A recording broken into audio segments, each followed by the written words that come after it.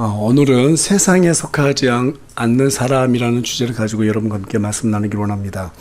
오늘 보면은 예수님께서 자신의 죽음을 앞둔 시점에서 제자들이 악으로부터 걸려 넘어지지 않도록 아버지 하나님께 간구하신 그러한 내용을 담고 있어요. 그렇다면 주님은 어떤 사람을 위해서 아버지 하나님께 중보하시는가? 그 첫 번째 대상을 보니까 14절 가서 보니까 내가 아버지의 말씀을 그들에게 주매 세상이 그들을 미워했으니, 주님은 말씀으로 인해서 미움받는 사람들을 악으로부터 보호해 주시기를 놓고 기도하셨다는 것입니다. 여러분, 하나님께 보호받는 그러한 인생이 되기를 원하세요? 네, 아무도 대답이 없었어요. 보호받기 싫나 봐요. 다들 보호받고 싶으시죠? 그렇다면 세상과 타협하지 말고 말씀대로 살아가시기를 바랍니다. 미움을 받더라도 말씀대로 살면 됩니다. 주님 말씀은 아주 단순합니다. 어렵지 않습니다. 주님은 그런 사람들을 사랑하시고 지금 이 시간에도 우리 아버지 하나님께 중보하고 있다고 로마서 8장 34절은 우리에게 기록해서 알려주고 있습니다. 그렇다면 어떤 사람이 말씀대로 사는 사람인가? 어떤 사람을 위해서 우리 주님께서 중보하시는가? 오늘 본문에는 그 두 가지 유형을 제시하고 있어요. 먼저는 14절하고 16절을 보도록 하겠습니다.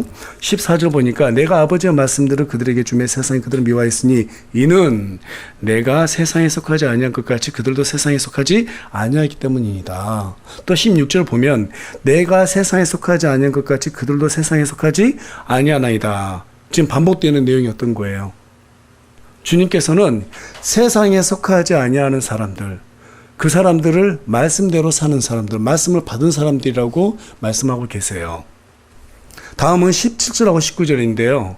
17절 가서 보니까 아버지의 진리로 그들을 거룩히 구별하옵소서. 아버지의 말씀은 진리니이다.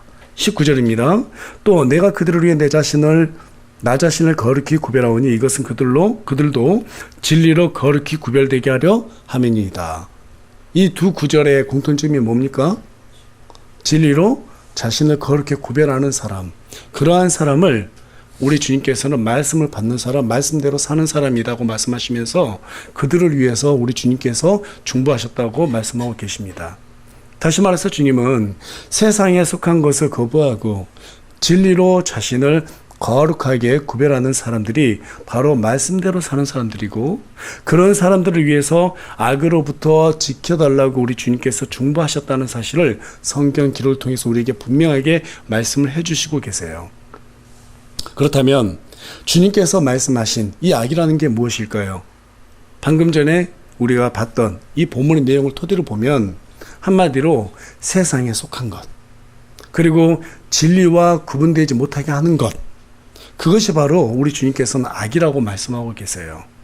따라서 성도의 본질을 훼손시키고 오염시키는 것들이 모두 악이기 때문에 성도는 세상에 속하지 않고 그것들로부터 구분되기 위해서 순수한 주님의 말씀만 따르면 된다라고 우리에게 지금 제시해주고 있는 것입니까? 여러분 동의하세요? 그런데 문제는 오늘날 수많은 교회들이 순수한 하나님의 말씀에다가 잡다한 첨가물을 혼합시키고 있어요. 어떤 교회는 말씀에다가 자신들의 어떤 정치적인 신념을 혼합하기도 하고, 어떤 교회는 인본주의 철학을 혼합하기도 하고, 어떤 교회는 기복주의를, 또 어떤 교회는 신비주의를 말씀에다가 혼합해서 선포하고 있습니다. 저는 여러분께 인본주의 철학이라든지 기복주의, 신비주의 이러한 것들을 경계하라고 여러 차례 말씀을 통해서 그동안 선포해 왔습니다. 하지만 최근 교회를 병들게 하는 또 하나의 병폐가 있다면 그것은 참 말씀드리기 곤란하지만 정치적인 신념입니다. 이 정치적인 신념이 뭐라고, 진리이냐 말씀과 혼합하는 그러한 교회들이 생겨나고 있다는 것에 대해서 마음에 참 안타까움을 금치 못하겠어요. 거기에 속한 교회들을 보게 되면 정치 집단인지 하나님을 섬기는 교회인지 정말 구분이 안 됩니다. 오늘 본문 말씀은 진리로 자신을 거룩히 구별하는 사람이 말씀을 받은 사람이라고 분명히 우리에게 말해주고 있습니다. 하지만 이념을 신봉하는 교회들은 진리와 이념을 혼합시키고 있을 뿐만 아니라 심지어는 진리보다 정치 이념을 더 우선시하고 있는 경향을 보게 됩니다. 교인들 중에 다른 이념을 가진 사람이 있다면 그런 사람들을 색출하고, 자신들의 이념과 다른 사람이 대통령이 되면 나라가 곧 망할 것처럼 말하고, 심지어는 하나님 나한테 까불면 죽어라고 말했던 그런 신성모도 목사를 훌륭한 애국자로 추앙하고 있는 것이 오늘날 우리 한국교회의 현실이에요. 말이 좀 심할런지 모르겠지만 이 정도 되면 영적인 치매에 걸린 것은 아닌가 하는 그러한 합리적인 의식까지 해보게 됩니다. 왜 그럴까요? 성경이 지지하지 않는 것이기 때문입니다. 우리 다 같이 로마서 13장 1절 보겠습니다. 한 목소리 읽어볼게요. 시작. 모든 호는 더 높은 권력들에 복종할지니라. 하나님으로부터 나지 않는 권력은 없나니 현존하는 권력들은 하나님께서 정하셨느니라. 현존하는 권력은 누가 정하셨다고 그래요? 그 이전의 권력들은 또 누가 정하셨어요? 전부 다 하나님이 정하셨어요. 계속해서 다니엘서 4장 25절과 32절에 공통된 말씀이 있습니다. 한 글자도 다르지가 않아요. 우리 다 같이 한번 읽어보겠습니다. 시작. 지극히 높으신 분께서 사람들의 왕국에서 다스리시며 자기 뜻대로 그것을 누구에게든지 주신다는 것을 왕께서 알게 되시리이다. 다니엘이 남유다 왕국을 멸망시켰던 바빌론 왕국의 느부갓네살 왕에게 하나님이 인정하지 않으니까 하나님이 어떤 분인가, 사람들의 왕국을 다스린다는 거예요. 하나님께서 그 사람들을 택해서 세웠다는 거 분명하게 다니엘이 말해주고 있습니다. 여러분, 성경은 분명히 우리에게 하나님으로부터 나지 않는 권력은 없다라고 말하고 있습니다. 비록 잘못된 나라의 지도자라 할지라도 그마저도 하나님께서 자신의 뜻을 이루시기 위해서 그들을 세우셨어요. 믿습니까? 하다못해 히틀러가 됐던 스탈린이 됐던 그 못된 독재자 김일성이 됐건 김정일 전부 다 하나님께서 하나님의 뜻을 위해서 세우셨어요. 우리 인간적인 어떤 선에 의해서 나쁜 사람들은 그렇게 생각하면 안 돼요. 하나님께서 하시는 일이 전적으로 선한 일입니다. 그들이 선하다는 말이 아니에요. 오해하지 마세요. 우리가 중요하게 생각하는 것은 하나님의 뜻이라는 거예요. 우리 인간이 그 뜻을 바꿀 수가 없습니다. 맞습니까? 그럼에도 불구하고 자신들의 이념과 다른 사람이 대통령이 되면 나라가 망한다고 말해서 사람들을 말씀에서 멀어지도록 미혹하는 그러한 사람들이 있고, 더 나아가서 교회가 나서지 않으면 나라가 망한다고까지 그렇게 말합니다. 여러분, 그것은 성경이 지지하는 바가 아니에요. 이스라엘은 솔로몬 왕이 죽고 난 뒤에 남과 북으로 갈라졌습니다. 그리고 북이스라엘은 209년 만에 아시리아에게 멸망을 당했고, 남유다는 344년 만에 바빌론에게 멸망을 당했습니다. 하지만 이스라엘이 망하게 된 원인에 대해서 성경은 분명하게 이념 문제가 아니라 그들이 하나님의 말씀을 버렸기 때문이라고 우리에게 말해주고 있어요. 이념이 하나님의 말씀입니까? 아니에요. 마치 그런 것처럼 교묘하게 풀어간다면 그거는 잘못된 생각입니다. 잘못된 것입니다. 그건 진리가 아니에요. 여러분, 이념은 진리가 아닙니다. 그것은 세상에 속한 것입니다. 이걸 분명히 할 필요가 있습니다. 이스라엘 왕들 중에서 가장 훌륭한 왕으로 꼽힌 한 사람 중에 요시아라는 왕이 있었어요. 요시아 왕이 나라를 훌륭하게 통치할 수 있었던 그 비결에 대해서 역대기하 34장 2절은 기록하고 있습니다. 우리 다 같이 한 목소리 읽어보겠습니다. 시작. 주께서 보시기에 옳은 것을 행하여 자기 조상 다윗의 길들로 걷고 오른쪽으로나 왼쪽으로나 치우치지 아니하였더라. 요시아 왕은 8살에 다윗의 하나님을 구했던 그런 왕이었습니다. 오른쪽으로나 왼쪽으로 치우치지 않고 세상 종교에 미혹된 백성들을 구하기 위해서 종교 개혁을 단행해서 여러 우상들을 철저하게 파헤쳐 없애버렸고, 또 유월절을 부활시켜서 백성들이 하나님의 말씀에 따라서 살 수 있도록 전력을 다했던 그러한 왕이었어요. 그 일을 해내기 위해서 요시아 왕은 오른쪽으로나 왼쪽으로 치우치지 않고 오직 하나님의 말씀만 받다라는 것입니다. 여기에서 말하는 오른쪽 왼쪽 이것은 좌파 우파 이런 게 아닙니다. 하나님의 말씀을 사적으로 해석하지 않고 내 생각대로 왼쪽이나 오른쪽 치우치지 않고 오직 정도로 가는 하나님의 말씀만 받다 이 말입니다. 그러나 극단적으로 치우치는 교회들은 이런 구절들을 가지고 자신들의 이념이 도움이 되도록 사적으로 해석하는 기가 막힌 상황들을 연출하고 있어요. 그들은 자신들의 이념을 소화하는 것이 곧 교회와 신앙을 지켜내는 것이라고 말합니다. 심지어는 자신들의 이념에 동의하지 않으면 좌파다 우파다 하는 프레임에 씌워가지고 갈등을 조장하기에 바쁩니다. 그래서 그런지 저도 몰랐습니다. 제가 좌파인지. 몇 년 전부터 저에게 좌파 목사라는 소리를 자꾸 하더라고요. 누군가가. 최근에도 들었고요. 물론 관심을 가져준 것은 고맙게 생각합니다. 정말 고마워요. 근데 그 때문에 우리 같은 교회가 문제가 있다라고 말하는 것은 그들이 잘못된 겁니다. 최근에는 간접적으로 저에게 좌파인지 우파인지 물어오시는 분들도 있었습니다. 그다지 대답하고 싶지 않지만 굳이 말씀드려야 한다면 저는 개인적으로 정치 이념에는 크게 관심이 없어요. 성경이 말하는 성경 이념에만 관심을 두고 있습니다.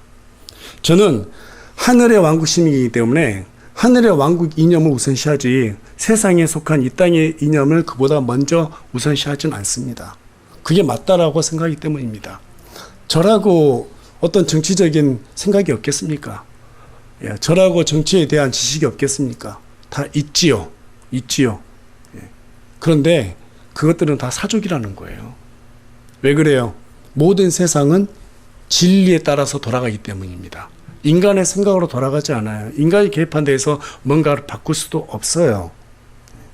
모든 권력은 하나님으로부터 나오기 때문에 누가 권력을 잡든지 대통령과 이정자들을 위해서 기도하는 것이 저는 하나님의 말씀에 순종하는 것이고 또 하나님의 권위를 인정하고 높여드린 것이라고 생각을 합니다. 인간의 이념이 하나님의 사역을 도울 수 있다거나 인간의 이념이 우리나라를 살리는 길이라고 생각하지 않습니다. 오직 하나님의 섭리 가운데 모든 것이 이루어진다라고 저는 그렇게 믿습니다. 여러분도 그렇게 믿으십니까?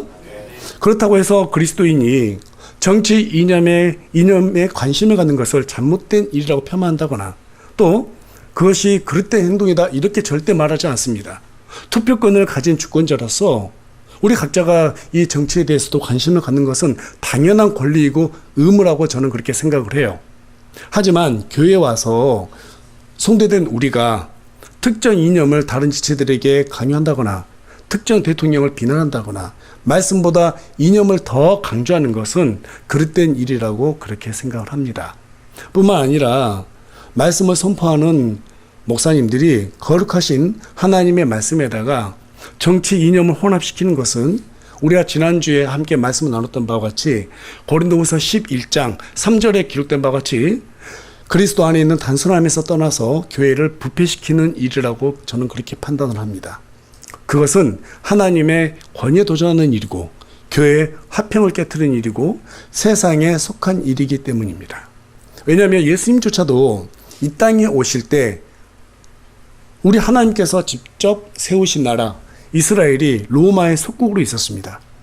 그럼에도 불구하고 단 한 번도 우리 예수님께서 이스라엘의 어떤 정치적 독립이나 특정 이념을 전파하지 않았습니다. 우리 예수님께서 공생애를 시작하고 가장 먼저 외쳤던 메시지가 뭐였어요?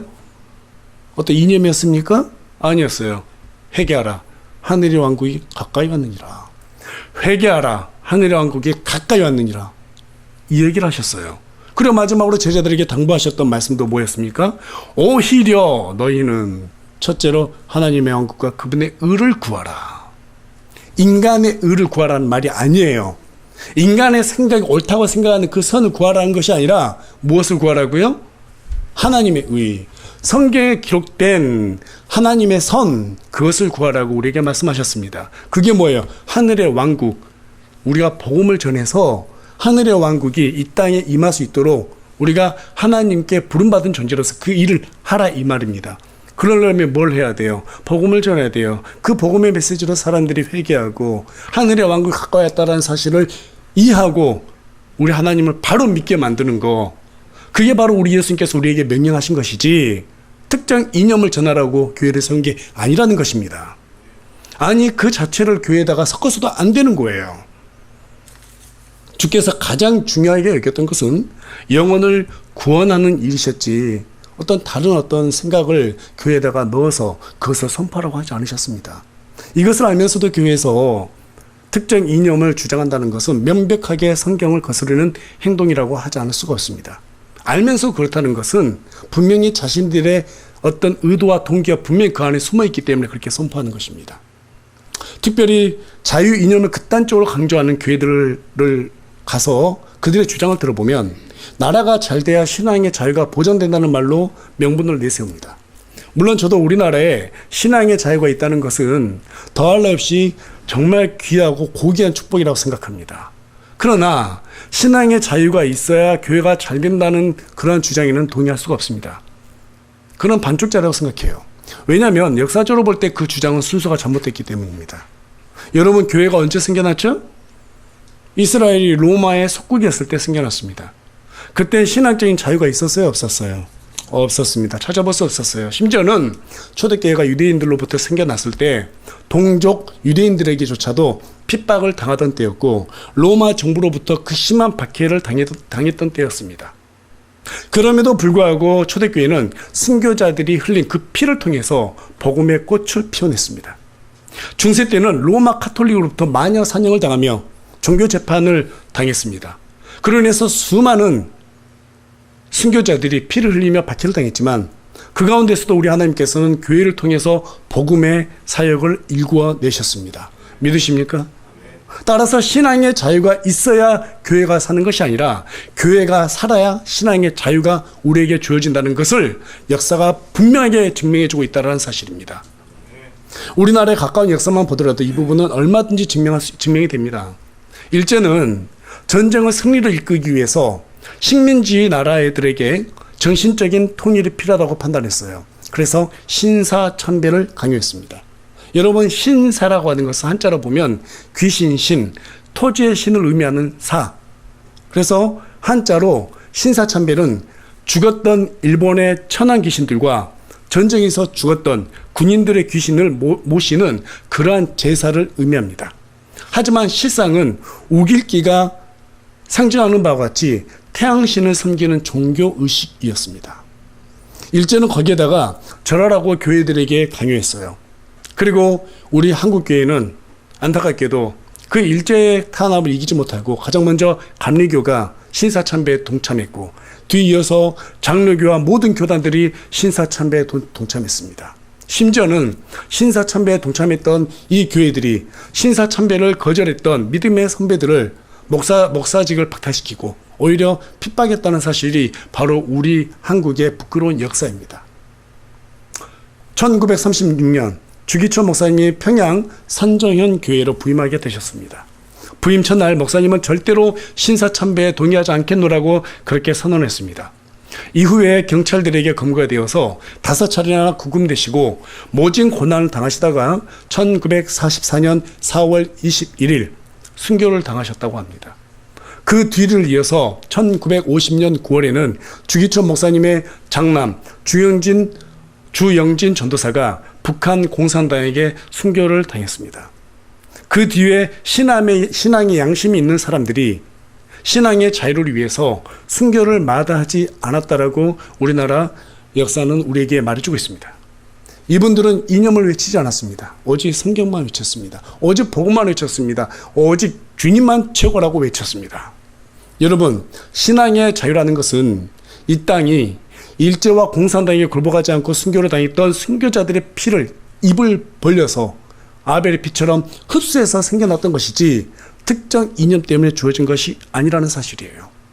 더불어 우리 한국교회가 이처럼 붕하게 된 것은 특정 대통령이 잘해서가 아니라 일제강점기를 지나서 6.25 사변을 치르면서도 피땀 흘려 세금 내고 헌금 내서 나라를 세우고 교회를 잘 세워주신 우리 믿음의 어르신들의 희생들이 있었기 때문이라고 저는 그렇게 생각합니다.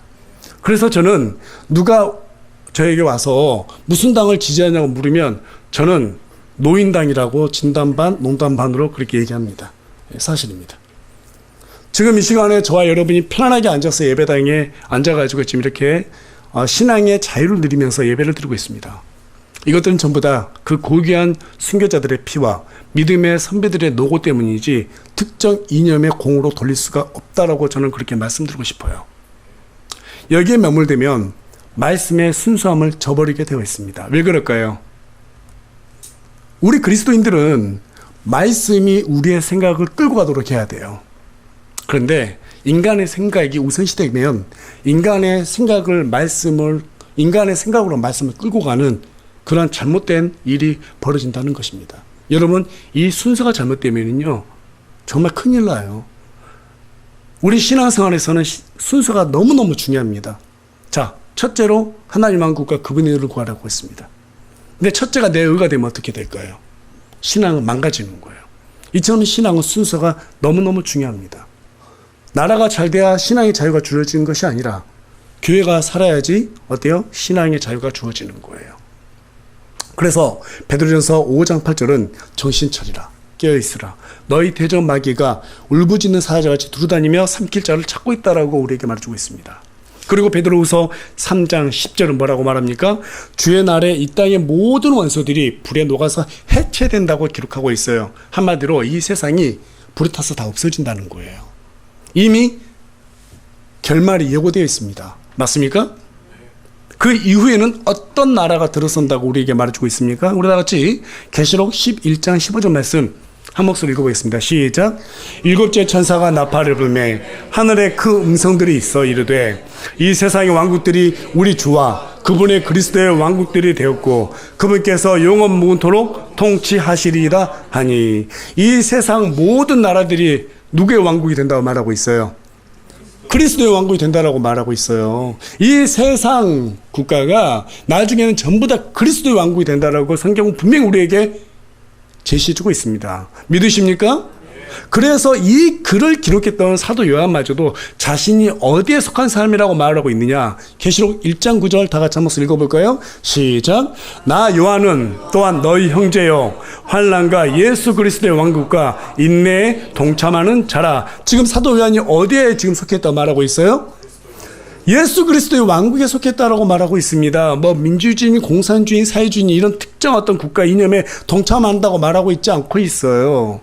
그리스도의 왕국에 동참하는 자라고 말하고 있는데, 그렇다면 지금은 저와 여러분이 지금 비록 이 세상에 몸을 가지고 섞여 있긴 하지만 주님을 믿는 순간 우리의 신분은 뭘로 변해요? 하늘의 왕국 시민으로 바뀌는 거죠. 예. 그렇다면 저와 여러분은 어떤 나라를 기다려야 할까요? 그리스도께서 통치하시게 될 하늘의 왕국이에요. 인간의 사상으로 만들어낸 유토피아는 아무리 기다려도 오지 않습니다. 왜 그럴까요? 인간이 불완전하기 때문에 그래요. 불완전한 인간이 만들어낸 건 다 불완전합니다. 맞습니까? 다 불완전할 수밖에 없어요. 그런 불완전한 이념으로 만들어낸 유토피아가 어떻게 완전할 수 있겠습니까? 예. 그렇게 될 수가 없습니다. 그것을 실현시킬 수 있다라고 생각했던, 오판했던 대표적인 민족이 바로 이스라엘이었어요. 이스라엘은 처음에 하나님께서 통치했던 신정국가였습니다.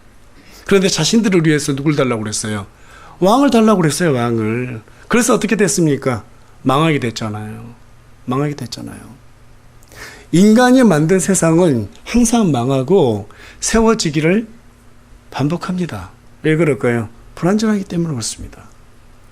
공산주의만 보더라도 처음에는 사람들이 열광했어요.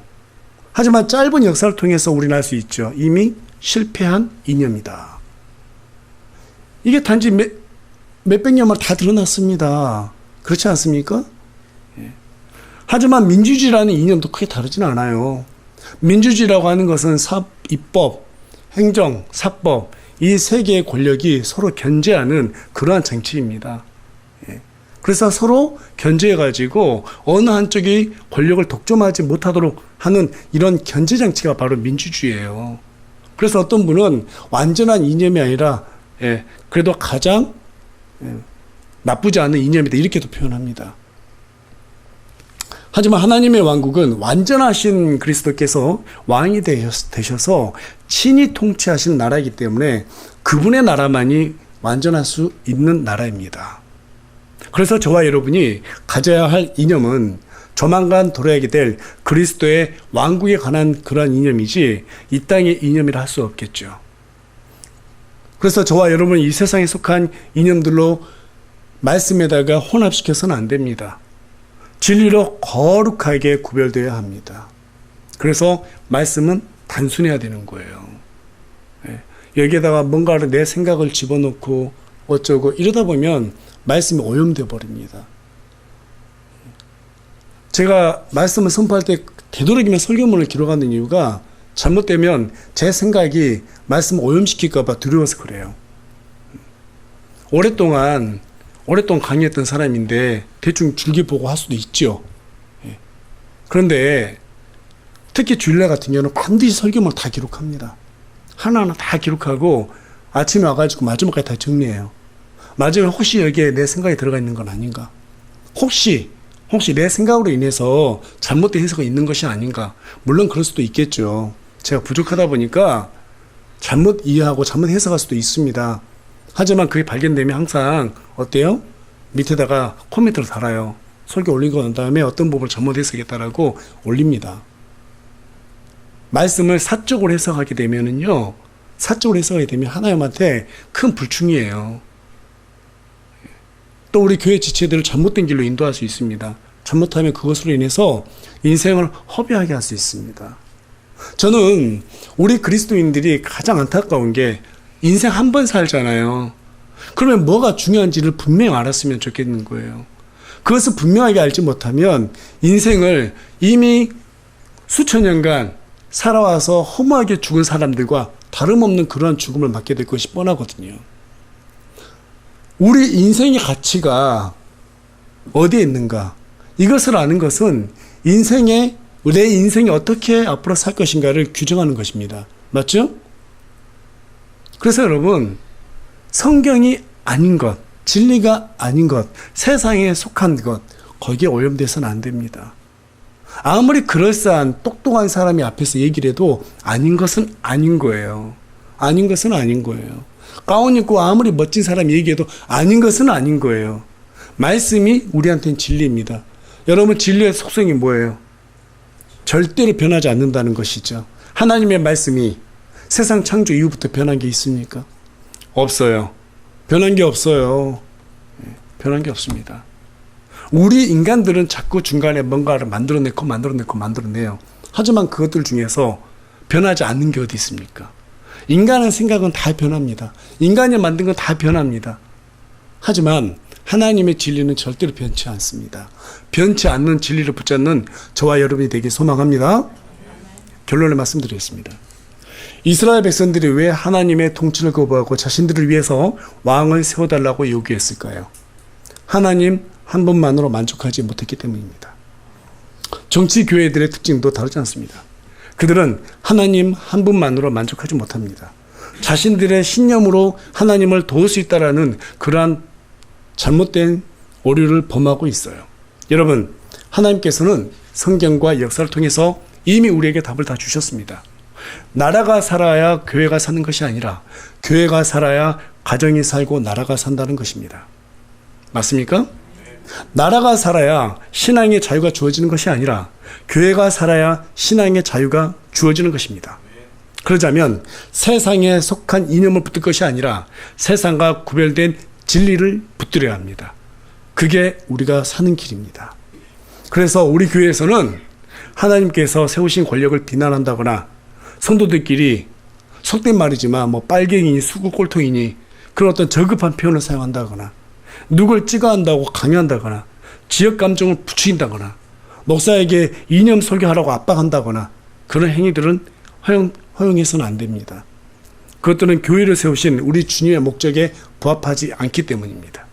그래서 사도 바울은 그리스도의 믿음에서 난 의가 아닌 것들을 모두 다 배설물이라고 말했습니다. 그런 사도 바울이 지금 이 시대 가운데 들어온다고 우리가 한번 생각해 보자고요. 그렇다면 사도 바울이 어떤 말씀을 선포했을까요? 특정 이념을 선포했을까요? 저는 절대로 그렇지 않았으리라고 생각합니다. 그렇지 않을 것이라 생각해요. 그것들은 모두 배설물로 여기고 오직 하나님의 왕국과 그분의 의를 첫째로 두고 주의 복음을 위해서 살아내라고 우리에게 촉구할 것이라고 확신합니다. 저와 여러분은 이 땅에 잠시 머물다가 가는 나그네요 순례자입니다. 맞습니까? 이 땅은 우리의 본향이에요, 아니에요? 우리의 본향이 아니에요. 잠깐 거쳐가는 곳입니다. 우리가 여행 가서 어디 유럽 여행 갔다고 가정했을 때 그게 우리 나라가 아닌데 거기에 계속 죽을 때까지 머물러 있지는 않잖아요. 잠깐 갔다가 오지 않았습니까? 이 땅도 마찬가지예요. 이 땅이 계속 영원히 있는 곳이 아니라 우리의 본향은 하나님의 왕국이에요. 그리고 저와 여러분 이미 믿고 구원받는 순간부터 하나님의 왕국 시민이 되었습니다. 하나님의 왕국 시민의 이념은 평등을 강조하는 좌익이나 자유를 중시하는 우익이 아니라 모든 사람에게 평등하게 공평하게 구원을 허락하신 그리스도의 복음으로 영혼의 자유를 누릴 수 있게 하는 것이 저와 여러분이 가져야 될 이념이자 의무라고 그렇게 말씀드릴 수 있겠습니다. 마지막으로 다 같이 설교를 마치면서 요한복음 17장 16절하고요 18장 36절 말씀 읽고 오늘 말씀 마치도록 하겠습니다. 자, 우리 다 같이 요한복음 17장 16절 말씀 한번 읽겠습니다. 시작. 내가 세상에 속하지 아닌 것 같이 그들도 세상에 속하지 아니하나이다. 우리 다 같이 요한복음 18장 36절 또 마저 읽겠습니다. 시작. 예수님께서 대답하시되 내 왕국은 이 세상에 속하지 아니하니라. 만일 내 왕국이 이 세상에 속하였다면 내 종들이 싸워 나를 유대인들에게 넘겨주지 아니하였으리라. 그러나 지금은 내 왕국이 여기에서 나지 아니하느니라 하시니라.